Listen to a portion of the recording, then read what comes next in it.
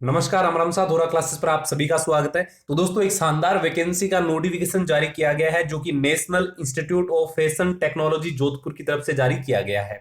यहाँ पर दोस्तों ये रेगुलर बेसिस पर वेरियस पोस्ट के लिए रिक्रूटमेंट का नोटिफिकेशन है।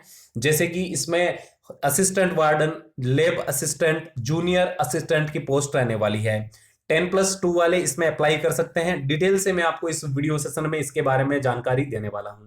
आप देखिए, ये जो नोटिफिकेशन है ये 9/4/2022 को जारी हुआ है। यहाँ पर ये क्लियरली मेंशन किया गया है, recruitment of group C post on regular basis, यानी आपकी परमानेंट गवर्नमेंट जॉब रहने वाली है।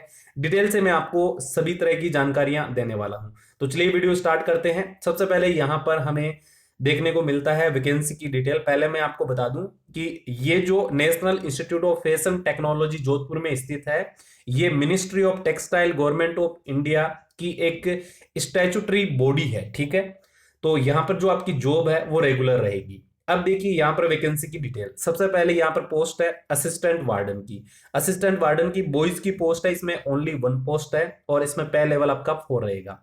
7th सीपीसी के अकॉर्डिंग काफी अच्छी इसमें आपको सैलरी मिलने वाली है। इसके बाद में असिस्टेंट वार्डन गर्ल्स की पोस्ट है, इसमें भी ओनली 1 पोस्ट है। इसके बाद में बात करें तो नर्स की ओनली 1 पोस्ट है। और इसके बाद नंबर आता है जूनियर असिस्टेंट का। जूनियर असिस्टेंट की टोटल 7 पोस्ट इसमें रहने वाली है और लेवल 2 के अकॉर्डिंग आपको इसमें सैलरी मिलेगी, जो कि एज यूजुअल है। तो काफी अच्छी सैलरी है। अदर फैसिलिटीज भी आपको इसमें प्रोवाइड की जाएगी। इसके बाद में मशीन मैकेनिक की पोस्ट है और मशीन मैकेनिक की टोटल 3 पोस्ट इसमें रहने वाली है। और इसके बाद में यहां पर नीचे आपको दी गई है लेब असिस्टेंट की post. Total number of post की बात करें तो इसमें 6 पोस्ट है और लेवल 2 के अकॉर्डिंग इसमें आपकी सैलरी रहने वाली है। लेब असिस्टेंट की अलग अलग लेब की अलग अलग इसमें पोस्ट दिखाई गई है। टोटल इसमें 6 टाइप ऑफ पोस्ट आपको दी गई है। इसके बाद में यहां पर नीचे आते हैं तो रिजर्वेशन के बारे में डिटेल से जानकारी दी गई है। यहां पर ऑफिशियल वेबसाइट का आपको लिंक दिया गया है। ठीक है, इसके बाद में नीचे आते हैं तो यहां पर एलिजिबिलिटी क्राइटेरिया के बारे में बताया गया है। यहां पर आप देख सकते हैं असिस्टेंट वार्डन की अगर मैं बात करूं तो इसमें ग्रेजुएशन होना जरूरी है और साथ में इसमें 1 ईयर का एक्सपीरियंस मांगा गया है असिस्टेंट वार्डन का। असिस्टेंट वार्डन गर्ल्स की बात करें तो सेम ग्रेजुएशन होना जरूरी है और 1 ईयर एक्सपीरियंस होना जरूरी है असिस्टेंट वार्डन का। इसके बाद में यहां पर ये क्लियरली मेंशन किया गया है सेंट्रल गवर्नमेंट या फिर स्टेट गवर्नमेंट के किसी इंस्टीट्यूट का आपके पास में एक्सपीरियंस होना जरूरी है। इसके बाद में नर्स की बात करें तो नर्स में बीएससी और नर्सिंग का बोला गया है। साथ में 6 मंथ का एक्सपीरियंस आपके पास होना जरूरी है एजुकेशनल क्वालिफिकेशन के साथ में। ठीक है, इसके बाद में जूनियर असिस्टेंट की पोस्ट आती है जो कि सबसे ज्यादा पोस्ट है। इसमें बात करूं तो कुल 7 पद दिए गए हैं। 10+2 आपका होना जरूरी है, यानी अगर आप 12वीं पास है तो इस पोस्ट के लिए आवेदन कर सकते हैं। इसमें 12वीं के साथ कोई एक्सपीरियंस नहीं मांगा गया है। आपकी टाइपिंग स्पीड जो है वो 30 वर्ड पर मिनट इन इंग्लिश या फिर 25 वर्ड पर मिनट इन हिंदी होना जरूरी है। आप हिंदी या इंग्लिश दोनों में से किसी भी लैंग्वेज में टाइपिंग टेस्ट दे सकते हैं। इसके साथ ही आपको कंप्यूटर का बेसिक नॉलेज होना जरूरी है, क्योंकि स्किल टेस्ट में आपसे MS word software, application software या applicable software for return mail correspondence और competency in management of mail accounts, इनके बारे में कुछ बेसिक क्वेश्चन आपसे पूछे जा सकते हैं। इसके बारे में भी मैं आपको डिटेल से अलग से जानकारी दूंगा, तो आपको चिंता नहीं करनी है। तो 12वीं पास वाले इस पोस्ट के लिए आवेदन कर सकते हैं। इसके बाद में नंबर आता है मशीन मैकेनिक का और इसके लिए आपके पास में आईटीआई, एनएसटीआई या आईडीटीआर या आईजीटीआर या एनसीवीटी अगर आपने किया है तो आप आवेदन कर सकते हैं। ये 10th के बाद में फुल टाइम डिप्लोमा होता है। ठीक है, और ये 2 साल का डिप्लोमा होता है।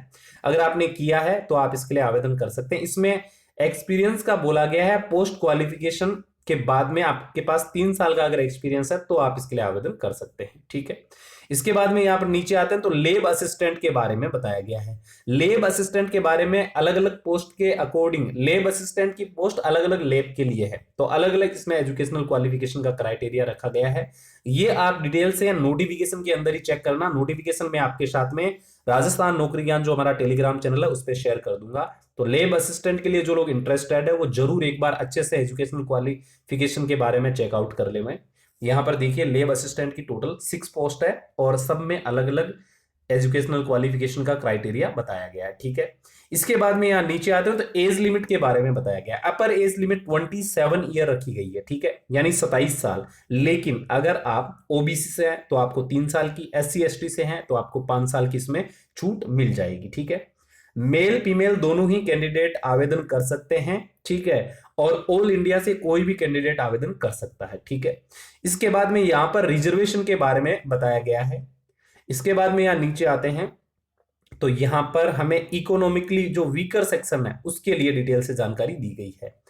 पॉइंट नंबर 5 में यहां पर एप्लीकेशन फीस के बारे में डिटेल से बताया गया है। एप्लीकेशन फीस इसमें 590 रुपए रखी गई है। 500 रुपए इसमें एप्लीकेशन फीस है और 90 रुपए इसमें आपकी 18% जीएसटी को ऐड किया गया है, ठीक है। और आपको ये जो एप्लीकेशन फीस है ये डिमांड ड्राफ्ट के जरिए जमा करवानी है और डिमांड ड्राफ्ट आपका बनेगा national institute of fashion technology Jodhpur के फेवर में, ठीक है। इसके बाद में यहां पर नीचे आते हैं तो यहां पर यह भी मेंशन किया गया है कि SC ST PWD और फीमेल कैटेगरी के लिए कोई एप्लीकेशन फीस नहीं रखी गई है, ठीक है। तो SC ST PWD और फीमेल कैटेगरी को एप्लीकेशन फीस डिपॉजिट नहीं करवानी है, उनको डिमांड ड्राफ्ट नहीं बनवाना है, ठीक है। इसके बाद में यहां पर नीचे आते हैं तो यहां पर बताया गया कि अप्लाई कैसे करना है। तो अप्लाई करने के लिए आपको लिंक दिया जाएगा जो nift.ac.in जो वेबसाइट है ऑफिशियल, इस वेबसाइट पर आपको लिंक मिलेगा और उसके जरिए आपको अप्लाई करना है। इसके बाद में यहां पर नीचे आते हैं तो यहां पर हमें सिलेक्शन प्रोसेस के बारे में बताया गया है।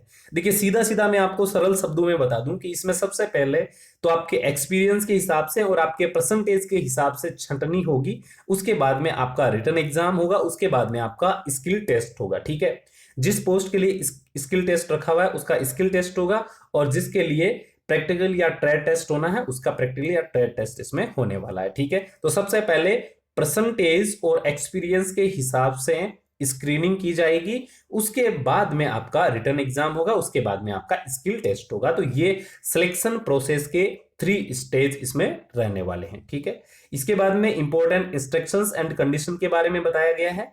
इसके बाद में नीचे आते हैं तो यहां पर हमें कुछ और डिटेल्स दी गई है। अब आप कहोगे सर इसका सिलेबस बताओ, तो सिलेबस के लिए मैं अलग से वीडियो सेशन करवा दूंगा, लेकिन इसके लिए आपको ज्यादा से ज्यादा कमेंट करना है और इस वीडियो सेशन को जो भी आपका व्हाट्सएप टेलीग्राम ग्रुप है उस पर शेयर करना है। जितने भी लोग धोरा क्लासेस पर नए हैं, पहली बार वीडियो सेशन देख रहे हैं, तो धोरा क्लासेस को जरूर सब्सक्राइब करें। सही सटीक और सही समय पर जानकारी पाने के लिए धोरा क्लासेस के साथ में जुड़े रहिए। चैनल को सब्सक्राइब करने के बाद में आपको ऑल पे क्लिक करना है ताकि आपको हर वीडियो की नोटिफिकेशन मिलते रहे और टेलीग्राम चैनल को जरूर ज्वाइन करें, उसका लिंक मैंने आपको डिस्क्रिप्शन बॉक्स में दिया, वहां पर भी आपको हर तरह की अपडेट्स मिलती रहती है। तो उम्मीद है दोस्तों ये वाली जानकारी आपको अच्छी लगी है तो वीडियो सेशन को लाइक कर दीजिएगा और शेयर करना बिल्कुल मत भूलिएगा।